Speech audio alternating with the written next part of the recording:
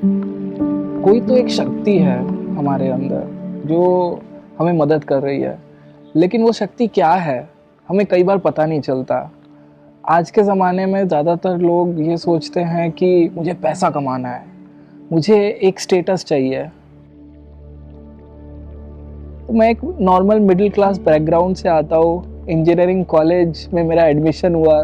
दो ही चीज़ें होती है इंडियन फैमिली में, या तो डॉक्टर बन जाओ या इंजीनियर बन जाओ, ज़्यादा ऑप्शंस होते नहीं हैं।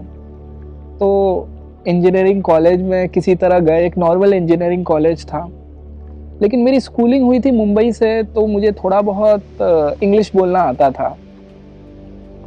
मेरी इंजीनियरिंग हुई राजस्थान से। वहाँ पे कैसा था कि इंग्लिश ज़्यादातर लोगों को आती नहीं थी, और जब वहाँ पे मैं इंग्लिश बोलना शुरू किया तो ऐसा लगा कि ये तो कोई बाहर से आया है, कुछ तो ये शो करना चाह रहा है, कुछ तो ये दिखाना चाह रहा है। और मैं बहुत दुबला पतला सा था और कोई पर्सनैलिटी कुछ वैसी चीज़ नहीं थी। तो कहीं ना कहीं एक मन में इच्छा होती है कि मुझे भी लोग जाने, मैं भी कुछ साबित करूं अपने आप को कॉलेज में, थोड़ा एक लोगों के बीच बीच में इज्जत मिले। ये सारी चीज़ें जो एक नॉर्मल जन की होती है वो मेरे अंदर भी थी कहीं ना कहीं। पैसे होते नहीं थे, 2000 रुपये मिलते थे मुझे। अब पैसा एक ऐसी चीज़ है जो सबको चाहिए, यंग एज में तो चाहिए ही चाहिए, क्योंकि हमें शो ऑफ करना है। इस मौके पे मुझे भी था कि मुझे भी पैसे चाहिए। अब कहाँ से आएंगे पैसे, कुछ समझ नहीं आ रहा था। गलत आदत कुछ थी नहीं, बस मुझे ये था कि अच्छे कपड़े पहनने, अच्छा दिखना है, इस चक्कर में मुझे पैसे की ज़रूरत थी बहुत। किसी ने बोला कि जो क्रिकेट मैचेस होते हैं वहाँ पे आप पैसा लगाओगे एक टीम के जीतने में या हारने में, और आपका प्रेडिक्शन सही निकल गया तो आपको पैसे मिल जाएंगे डबल जितना आपने लगाया उसके। मैं सोचा कि चलो कम पैसे से शुरुआत करके देखते हैं क्या होता है। और मन में ये था कि डबल हो गया तो ये खरीदेंगे, वो खरीदेंगे, नए कपड़े आएंगे, बहुत सारी चीज़ें होंगी। थोड़े से पैसे जब मैंने लगाए उसमें, उसके बाद वो डूब गए मेरे पैसे। थोड़ा सा लगा कि अब क्या करें, उसको कवर करने के लिए और पैसे लगाए, फिर मैं कमाया। तो ये जो इसको बोलते हैं ना गैम्बलिंग का गेम, वहां से मेरा शुरू हुआ। पता नहीं था कि किस दलदल में फंसने वाला हूं मैं उस टाइम में, लेकिन ऐसा बोलते हैं जुआ किसी का नहीं हुआ। तो एक बार मैं इतना बड़ा अमाउंट लॉस में चला गया। उस वक्त मेरे लिए वो अमाउंट इतना बड़ा था कि मैं सोच रहा था मैं कैसे करूँगा इसको मैनेज, क्या करूँ, कुछ समझ नहीं आ रहा। तो नहीं होता एक इंसान एक डिप्रेसिव स्टेट में चला जाता है। और किसी से कर्जा लिया था कि किसी से कर्जा लेके धीरे धीरे करके चुकाऊंगा, या फिर कर्जा लेके ही मैं कुछ ना कुछ कर लूं जिससे मैं पैसे चुका पाऊं, वो भी डूब गए मेरे। अब जब ये सारी चीजें हो गई, मैं चारों तरफ से फंस गया था। और मैंने कुछ ऐसे लोगों से पैसे लिए थे जो कि बड़े खतरनाक लोग थे, जिसको हम लोग बोलते हैं कुछ गुंडे टाइप के लोग। अब उस टाइम में मैं सोचा कि मैं कहाँ भाग जाऊं। फिर मैंने, कोई तो एक शक्ति होती है ऐसा मैंने सोचा, और उसे प्रे किया कि कहीं ना कहीं से मुझे इस झंझट से बाहर निकालो। कुछ ऐसा हुआ चमत्कार कि अचानक से मेरे पास पैसे आए, लेकिन पता नहीं क्या 10 दिन में चमत्कार हुआ कि मैं वहां से निकल गया। तब एक श्रद्धा का बीज मेरे अंदर आया कि कोई तो शक्ति है जो काम करती है, जो हमें बचाती है कहीं ना कहीं। अब वो शक्ति क्या है हमें कई बार समझ नहीं आता। उसी टाइम कॉलेज में उस प्रॉब्लम से बाहर निकला कि वहाँ पे एक मैंने कॉलेज के नोटिस बोर्ड में एक पोस्टर देखा। वो था यूथ एम्पावरमेंट वर्कशॉप का, उसको यस प्रोग्राम बोलते हैं, यूथ एम्पावरमेंट सेमिनार। तो जब ये मैंने वर्कशॉप देखा, मेरा कहीं ना कहीं एक कनेक्ट बना कि ये मुझे करना है। लेकिन कई बार ऐसा होता है ना कि वो चीज़ हम करना चाहते हैं, लेकिन आसपास के लोग बोलते हैं कि तुम ये क्या कर रहे हो, अभी तुम्हारी उम्र ही क्या है, ये सब जूनियर्स लोग कर रहे हैं, लड़कियां कर रही है। तो मैं सोचा कि हाँ सही बात है, मैं भी क्यों लूँ, अभी सब लोग बोलेंगे कि कोई फाइनल ईयर का नहीं था, तुम अकेले थे। ऐसा बहुत बार होता है, हम हर वक्त कोई ना कोई साथी ढूंढते हैं कि अगर ये जाएगा ये जाएगा ये जाएगा तो ही हम जाएंगे कोई कोर्स करने के लिए। तो ये साइकोलॉजी के ट्रैप में मैं भी फंस गया था कि कोई तो जा नहीं रहा मेरे क्लास से, लेकिन इच्छा थी कहीं ना कहीं, और वो इच्छा दबी रह गई। फिर इंजीनियरिंग खत्म हुआ, और क्या ग्रेस था उस टाइम में, मेरे 26 बैक थे इंजीनियरिंग में। लेकिन जब कृपा बरसती है, कोई हायर पावर आपके साथ रहता है ना, कोई एक एनर्जी आती है जो पुश कर रही होती है, कोई अच्छा होने वाला होता है ना, पहले से ही कुछ सिम्टम्स दिखने लग जाते हैं। तो वो जैसे ही वो फोटो देखा, वो वर्कशॉप के बारे में उस ऑरा में था, मैं पूछ रहा था ये सारी चीजें, तो उन लोगों को देख के ही मुझे लग रहा था कि ये कुछ तो कर रहे हैं ऐसा, ध्यान वगैरह। तो मैं हल्का फुल्का वहां से ध्यान करना स्टार्ट किया। कुछ पॉजिटिविटी मिली मुझे उन लोगों से मिलके जो इस कंपनी में थे, और मैंने करीब 6 महीने के अंदर 26 सब्जेक्ट जिसमें मेरी 80 या बैक, जिसमें या फिर मैं शुद्ध भाषा में बोलूँ फेल हुआ था, वो मैंने क्लियर किया। और फाइनल सेम में 80% मार्क्स आए। मुझे भी नहीं पता आज तक कहाँ से आए वो। कुछ तो एक होता है पावर जो इतनी एनर्जी दे देता है कि कहीं से हम वो कर लेते हैं। अब कोई विश्वास करे ना करे वो तो आपके ऊपर डिपेंड करता है। अब हुआ क्या, आगे जिंदगी बढ़ी और मैं पुणे आया। उस वक्त क्या था ना कि एक सेल्फलेसनेस था कि कुछ तो करना है, ऐसे जिंदगी वेस्ट नहीं जानी चाहिए, खाए पिए सोए और बस कुछ पैसे कमाए और खत्म हो गया। कुछ तो करना है मुझे लाइफ में। ये एक बीज रूप में कहीं ना कहीं था मेरे कि हाँ मुझे करना तो है। अब ये सोच रहा था क्या करूं। मैंने देखा कि चलो आर्मी की तैयारी करते हैं, वहां पे जाएंगे। एक जबरदस्त फौजियों की तो कितनी मूवीज बनती है, तो हम भी उसमें से एक इंस्पायर्ड थे, और था भी उस वक्त कि आर्मी में जाना है मुझे। तो उसके लिए कोचिंग क्लास में एडमिशन लिया। लेकिन अभी अभी कॉलेज से बाहर निकले हैं, मार्क्स भी अच्छे हैं, लास्ट सेम में 80% मार्क्स है। तो मैं सोचा कि अच्छा कुछ तो हो ही जाएगा, अभी थोड़ा एंजॉय करते हैं। तो खूब दोस्ती करना स्टार्ट की क्लासेस में, जहाँ पे सब चीज की तैयारी होती थी। इतनी दोस्ती करना स्टार्ट की, मस्ती करना स्टार्ट किया, ग्रुप बनाना स्टार्ट किया कि क्लास के जो हेड थे उनको पता चल गया।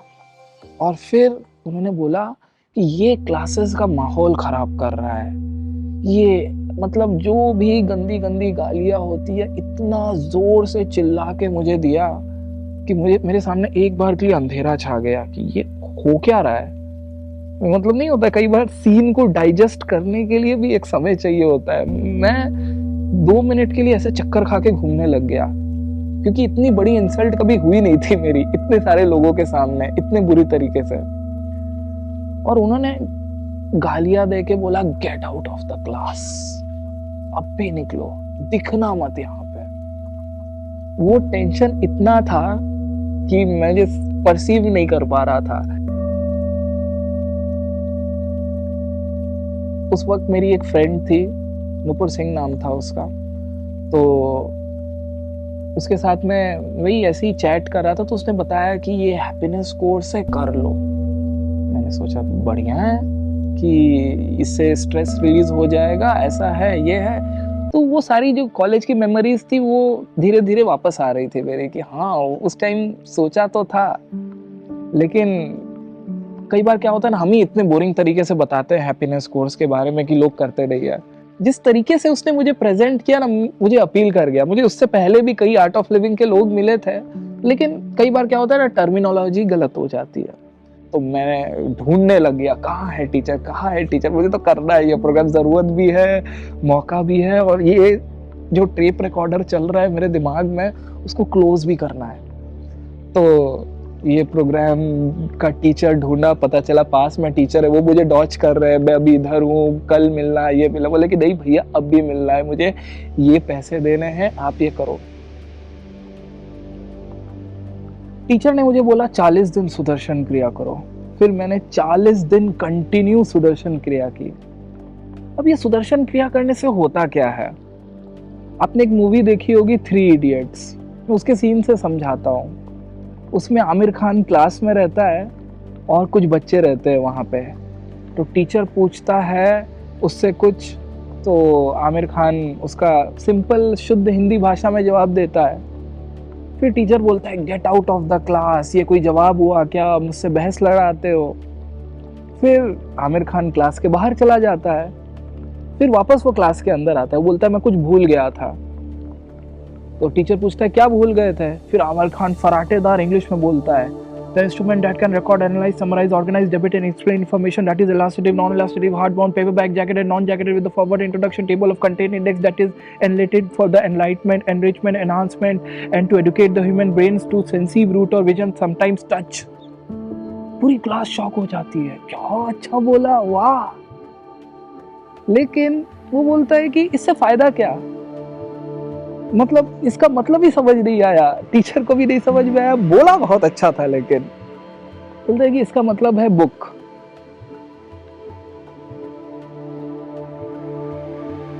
तो जो क्लैरिटी होती है ना लाइफ में, कई बार चीजों को ओवर कॉम्प्लिकेट कर चुके होते हैं चारों तरफ से। जब जब आप सुदर्शन क्रिया करोगे ना, तब तब आपको क्लैरिटी मिलेगी, मन शांत होगा आपका। और एक होती है कि आपके पास शारीरिक ताकत तो है, लेकिन एक होती है मेंटल एनर्जी जो कोई भी काम करने के लिए चाहिए।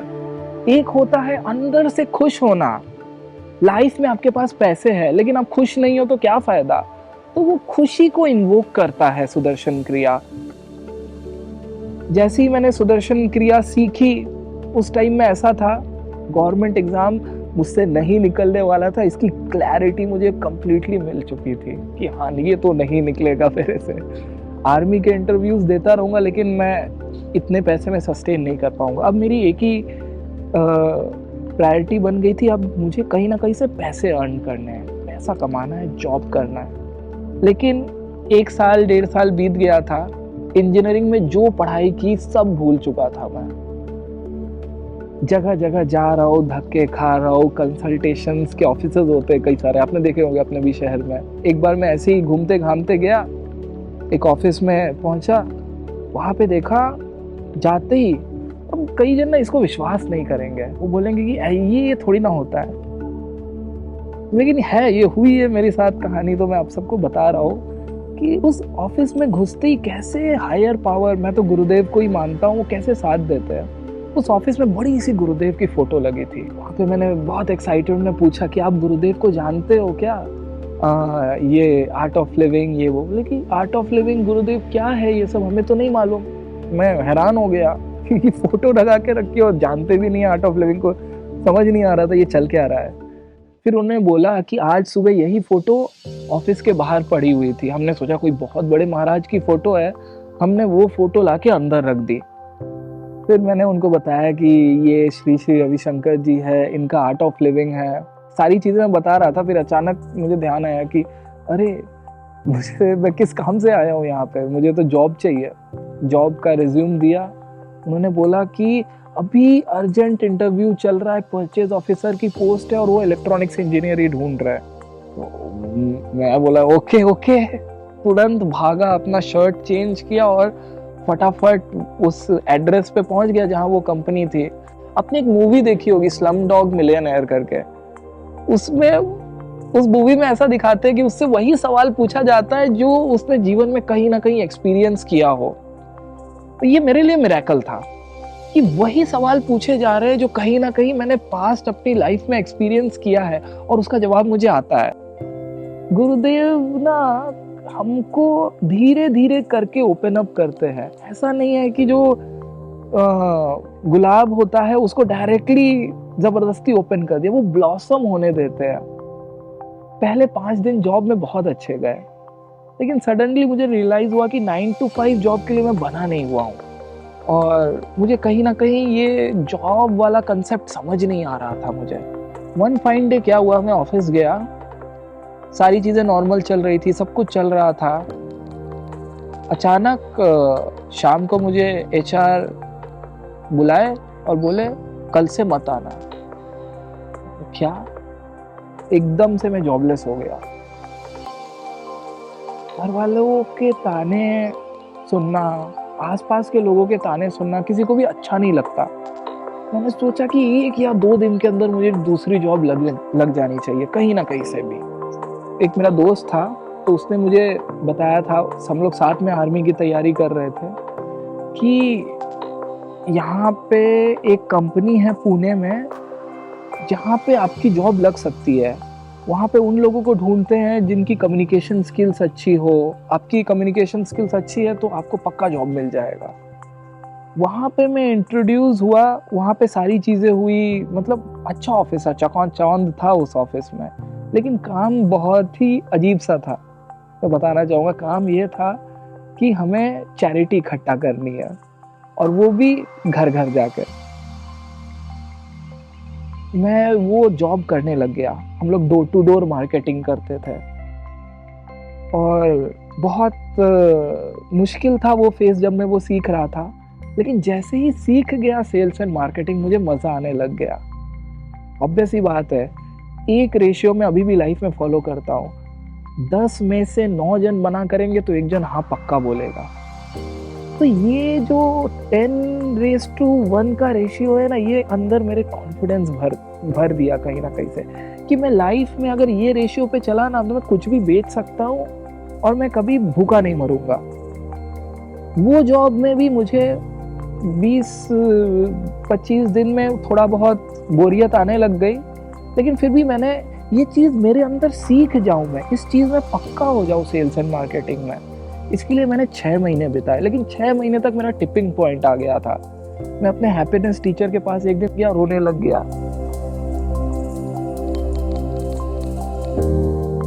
उनको मैं बोला कि भैया मज़ा नहीं आ रहा है मुझे, ना गुरुदेव है, ना स्पिरिचुअलिटी है, ना मैं क्रिया कर पा रहा हूँ। गुरु क्या करते हैं ना, हमें ना हर जगह से लेके जाके, अच्छा तुम्हें ये पसंद है ये ले लो, ये पसंद है ये ले लो। मेरे साथ ऐसा चल रहा था। जैसे ही मैंने टीचर को वो बात बताई, तो उन्होंने बोला कि art of living corporate programmes में वैकेंसी है, आप उधर जाओ। वहां पे मैं गया। सेल्स एंड मार्केटिंग में सीख चुका था तब तक, तो मेरी सैलरी बहुत कम होती थी। जैसे ही मैं art of living corporate programmes में गया, कम सैलरी होती थी, कमीशन बहुत थोड़ा सा होता था, लेकिन सेल्स एंड मार्केटिंग में इतना पक्का हो गया था, सुदर्शन क्रिया को लेके इतना ज़बरदस्त कन्विक्शन था कि पहले महीने में ही मैंने कोर्सेज ऑर्गेनाइज किए। फिर कुछ महीने बाद बड़ी बड़ी कंपनीज को टाई अप में लेने लग गया, और एक टाइम पे ऐसा था कि मैं इतना रेवेन्यू जनरेट करता था कि मुझे हर कोई अप्रिशिएट कर रहा था। सारी जर्नी अच्छी चल रही थी, लेकिन एक चीज़ होता है ना इंडियन फैमिली में कि इसकी शादी करा दो। तो जनरली लोग सोचते हैं कि अरे कोई अच्छी जॉब होनी चाहिए, ये सारी चीज़ें होनी चाहिए। जॉब तो बहुत अच्छी थी, लेकिन मैं उस टाइम पे पेरेंट्स को कन्विंस नहीं कर पा रहा था इस जॉब के लिए। मेरे एक बहुत ही क्लोज वन है, तो वो मेरे फादर से मिले, और उन्होंने मेरी एक ऐसे जगह जॉब लगाई जो कि बहुत ही रेस्पेक्टेड प्लेस था। I was there in atomic power plant as a contract engineer over there, और जो मैंने पढ़ा सेम वैसा ही जॉब मिला मुझे। इंजीनियरिंग वाले जॉब में आया, वहाँ पे मैंने 4 साल बिताए, लेकिन कहीं ना कहीं मन में कुछ बड़ा करने की इच्छा भी कहीं ना कहीं थी मेरे दिमाग में। मैंने सोचा कि नहीं, मुझे अब ये जॉब भी छोड़नी है, लेकिन मैं ऐसे छोड़ नहीं सकता था। पेरेंट्स का प्रेशर, चारों तरफ से प्रेशर था। मैंने सोचा कि चलो ये सही टाइम है, मेरी उम्र भी हो चुकी थी, अब शादी करनी चाहिए। कई चीज़ें मेरे अंदर थी जो मुझे ये होना ही होना चाहिए इस टाइप से थी। जैसे मुझे एक वेजिटेरियन लड़की ही चाहिए थी, मुझे एक स्पिरिचुअल लड़की ही चाहिए थी, और मेरा कास्ट ऐसा है ना, यहाँ पे ज़्यादातर लोग नॉनवेज बहुत खाते हैं, और ऐसे में एक वेजिटेरियन लड़की ढूंढना मतलब भूसे के ढेर में सुई ढूंढने के बराबर की बात है। एक लड़की तो ऐसी मिली जो कि बोली कि मैं हफ्ते में अगर 2-3 टाइम नॉनवेज ना खाऊं तो मेरा चलता ही नहीं है। मैंने बोला कि ऐसी लड़की मुझे भी नहीं चलती है, मन मन में मैंने बोला। देखिए, अगर आप ना शादी भी कर रहे हो ना, वो भी पूरा मेहनत से 100% लगा के उसमें ध्यान दो। हम क्या सोचते हैं marriages are made in heaven, यूं ही हो जाएगा, ऐसा होता नहीं है कभी भी।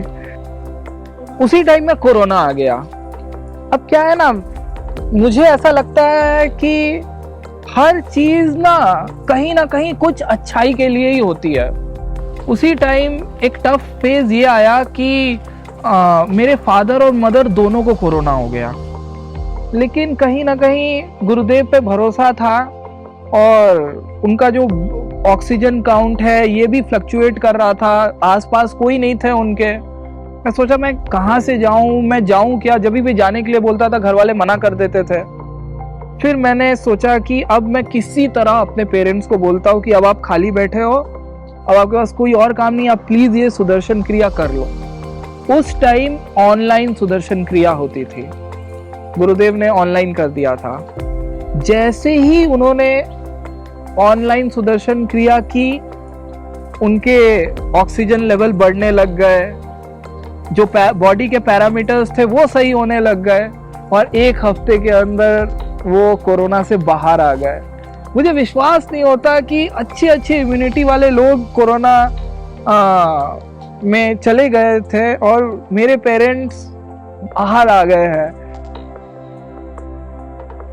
फिर मुझे ना शुरू से ज्ञान में बहुत इंटरेस्ट था, तो मैंने अपने दोस्त को बोला, प्रशांत को, कि ना ऐसा कुछ करते हैं जहाँ पे ना हम लोग कुछ तो नॉलेज की चर्चा करें। चारों तरफ आर्ट ऑफ लिविंग के व्हाट्सएप ग्रुप्स में मैसेजेस डाले, सबको बोला कि ऐसा ऐसा ज्ञान चर्चा होने वाला है, फर्स्ट चैप्टर ऑफ नारद भक्ति सूत्र का आप लोग सब आना। तो पहले सेशन में पहुंचे 25 लोग। 25 लोग में से आधे से ज्यादा लोग कुछ नहीं बोले, बस वो सुनने आए थे, और बाकी लोगों ने मतलब 5-6 लोगों ने 2-3 पॉइंट बोले, और बाकी मैं बोल रहा था, प्रशांत बोल रहा था, और जो आर्ट ऑफ लिविंग टीचर्स थे वो बोल रहे थे। एडवांस कोर्स में मैं सोच रहा था ये टीचर्स को बुलाया जाए, इनसे ज्ञान चर्चा की जाए, बड़ा मजा आता है ज्ञान चर्चा करने में। गुरुदेव ने जो इतनी सारी चीजें बनाई हुई है, इसके ऊपर चर्चा करते हैं। फिर पहला सेशन स्टार्ट हुआ सत्वा टॉक्स का। वो दिन मुझे याद है, एडवांस कोर्स खत्म हुआ और उसके नेक्स्ट डे हमने पहला सेशन सत्वा टॉक्स का शूट किया। कभी भी कोई बहुत बड़ा आइडिया एग्जीक्यूट करना हो, आपको आपके दिमाग में कुछ तो चल रहा है, आप उसको फ्रेम नहीं कर पा रहे, एक स्ट्रक्चर नहीं दे पा रहे, आप एडवांस मेडिटेशन प्रोग्राम में जाओ, वहां से कुछ तो खिलता है। क्या खिलता है पता नहीं, लेकिन सत्वा talks was the result of first online advanced meditation program। उसके बाद डेली सेशंस होते गए। हमें पोस्टर बनाना नहीं आता था, हमें YouTube पे सेशन डालना नहीं आता था, हम Zoom पे सेशंस करते थे और रोज करते गए Zoom पे सेशंस। फिर हमने Facebook पेज बनाया। Facebook पेज भी कुछ दिन तक चला, लेकिन पता नहीं फेसबुक पे हमने कई बार हिंदू और मुस्लिम की बात की कि हिंदू लोगों को भी करना चाहिए मेडिटेशन, मुस्लिम लोगों को भी करना चाहिए। उसको क्या लगा फेसबुक को कि उसने पूरा का पूरा 30 एपिसोड का पेज ही डिलीट कर दिया। वो मेरे लिए एक अजीब सा दिन था कि ये क्या हुआ, इतने दिन की मेहनत चली गई। लेकिन हार नहीं मानी मैंने सोचा करते रहना, कुछ और होगा। उस टाइम मुझे टेक्नोलॉजी इतनी मालूम नहीं थी, मेरे पास लैपटॉप नहीं था, सिर्फ एक मोबाइल था, और मोबाइल भी बहुत सिंपल सा था कि उसमें यूट्यूब लाइव ये सब तो कुछ मालूम ही नहीं था। तो फिर किसी तरह किसी और के यूट्यूब पे हमने डालना स्टार्ट किया वो सारे वीडियोस, ये नॉलेज सेशंस के। ये 2-3-4 महीना चल गया। फिर मैं देखा कि अब कोरोना खत्म हो रहा है, मेरी जॉब वापस से स्टार्ट हो रही है, तो अब इसको खत्म कर देते हैं। फिर उसके बाद मैं एक दिन सोचा कि चलो आज सत्वा टॉक्स का कोई एपिसोड नहीं करेंगे। मैं आराम से बैठ के घर पे मूवी देख रहा था रात को 9 बजे के लगभग, जिस वक्त सत्वा टॉक्स आता है, और उस टाइम मुझे फोन आना स्टार्ट हो गए कि भैया हम वेट कर रहे हैं, वो सत्वा टॉक्स का सेशन का दिख नहीं रहा लिंक, भैया आज सत्वा टॉक्स नहीं हो रहा, कि ऐसे मैसेजेस आना स्टार्ट हो गए मेरे व्हाट्सएप पे।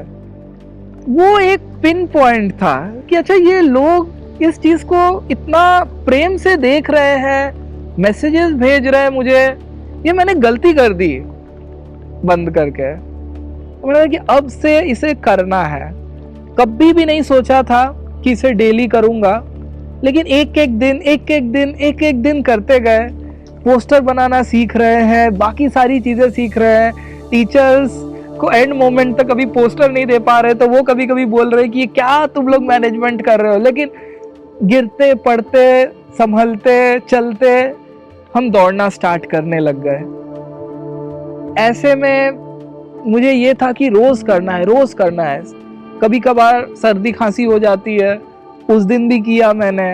कभी कभार मैं बस में ट्रैवल कर रहा हूँ, तो बस में बीच में एक जगह रुक के बस स्टैंड में अपना ट्राइपॉड सेट किया, वहाँ पे भी सत्वा टॉक्स का सेशन ले रहा हूँ। तो धीरे धीरे ये सारी चीज़ें चल रही थी। रोज़ करना है। अब कई मोमेंट्स ऐसे आ रहे थे कि इस टाइम तो हो ही नहीं पाएगा सत्वा टॉक्स। फिर मैंने सोचा कि सिर्फ मैं ही अगर होस्ट करूँगा तो ये नहीं हो सकता। फिर मैंने एक टीम बनाई कि और कौन कौन ये सेवा करना चाहते हैं, कौन कौन और होस्ट करना चाहता है।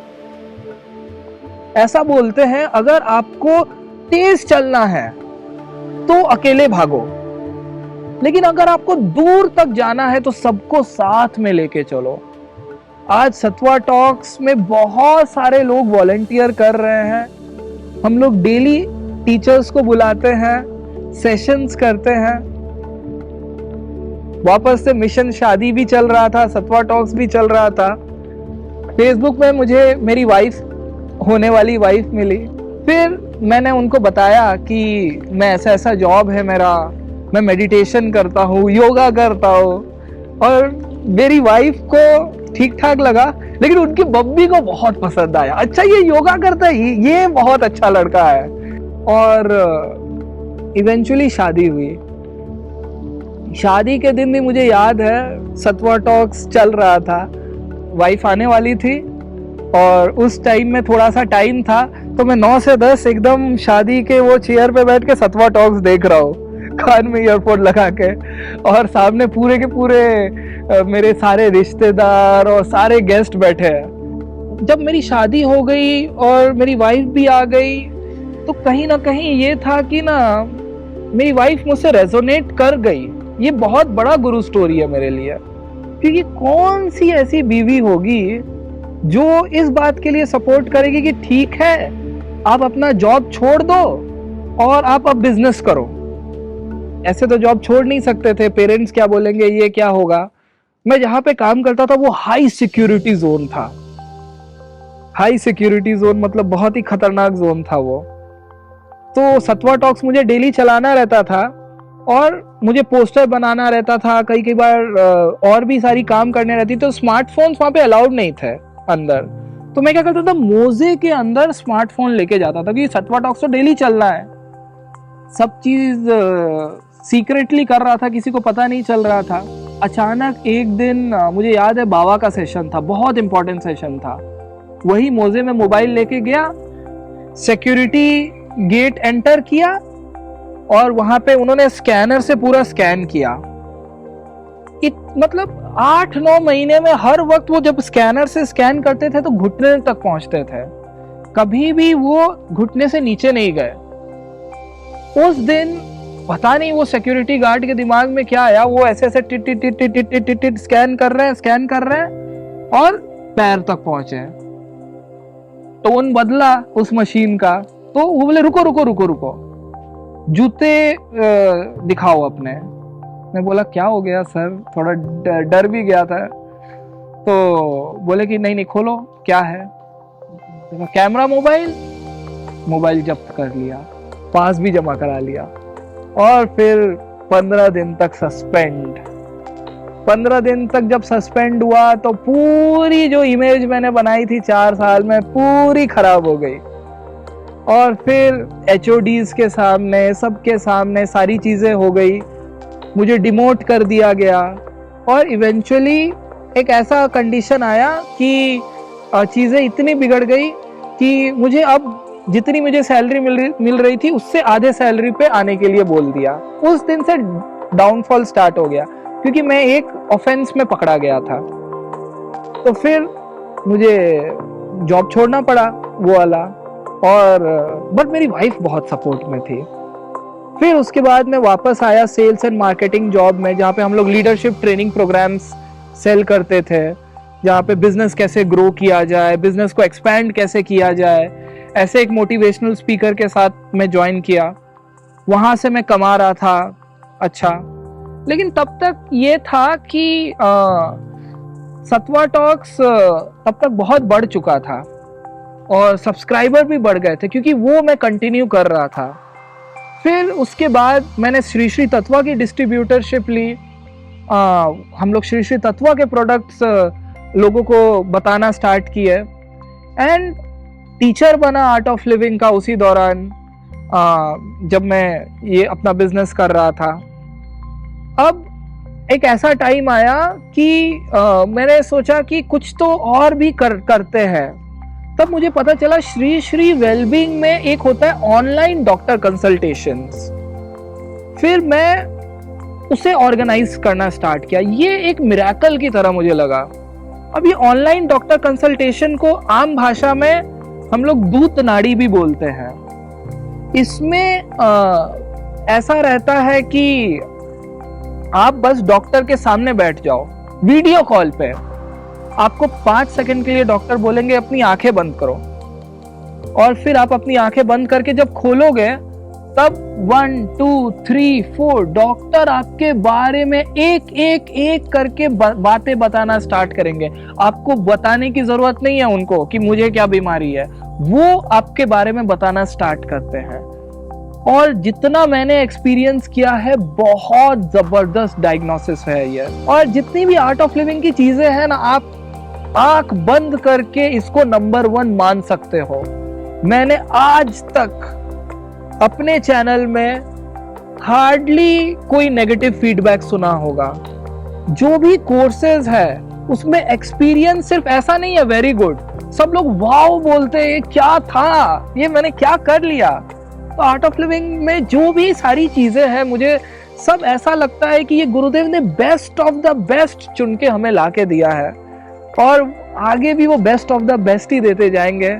आज सत्वा टॉक्स एक सक्सेसफुल यूट्यूब चैनल है, जो अभी हमने कुछ दिन पहले एनालिटिक्स देख रहे थे, 1.5 लाख मंथली एक्टिव व्यूअरशिप पे है हम लोग। ये एक ऐसा चैनल है जहां पे इतने बड़े स्केल पे लोगों की जिंदगी कैसे बदल रही है उसके बारे में बात की जाती है।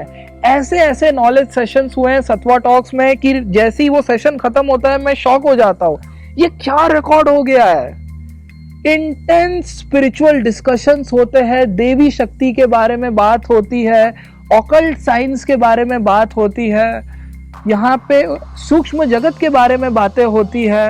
एंड आई गेस जो कंटेंट हमने आज तक इकट्ठा किया है, ऐसा स्पिरिचुअल कंटेंट कहीं पे भी और रिकॉर्डेड है ही नहीं।